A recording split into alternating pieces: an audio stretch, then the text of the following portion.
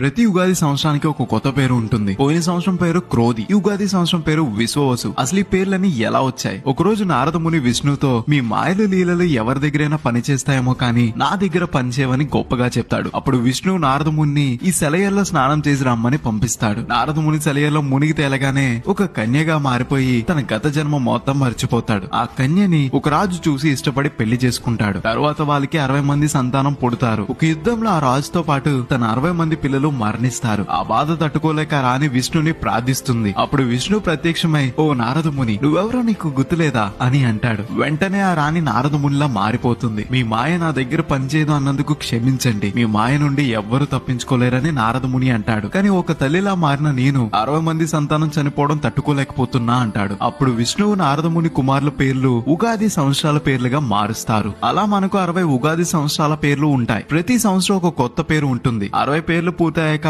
మళ్లీ మొదటి నుండి ప్రారంభమవుతుంది. 2025 ఉగాది సంవత్సరం పేరు విశ్వావసు. ఇది నారద మహర్షి కుమారుల్లో ఒక. Download ShareChat.